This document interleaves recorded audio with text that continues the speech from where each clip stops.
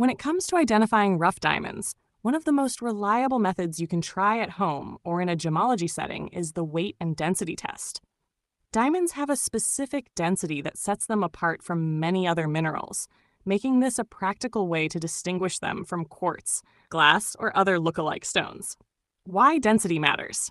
Every mineral has a unique density, also known as specific gravity. For diamonds, this value is approximately 3.5 grams per centimeter electrodegrees. This means that for a given volume, a diamond will weigh more than many other common stones. For comparison, quartz around 2.65 grams per centimeter cubic, glass around 2.4 to 2.6 grams per centimeter, corundum, sapphire ruby around 4.0 grams per centimeter foam. By measuring the weight and the volume of your stone, you can calculate its density and compare it with the known standard for diamonds. Steps to perform the test. 1. Weigh the stone. Use a precise digital scale. A jewelry scale is ideal. Record the weight in grams. 2. Measure the volume. Fill a small graduated cylinder with water and note the level. Gently submerge the stone and record how much the water level rises. The difference indicates the stone's volume in cubic centimeters, centimeters quarkers. 3. Calculate the density. Use the formula text dense text weight G, text volume screw.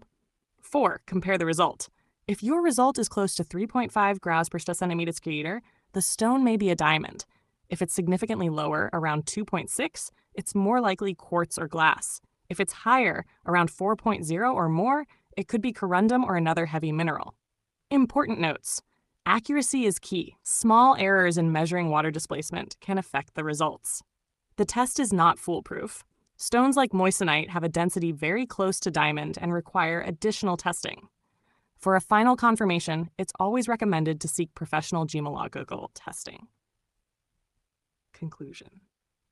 The weight and density test is a simple yet effective method to narrow down whether a rough stone could be a real diamond.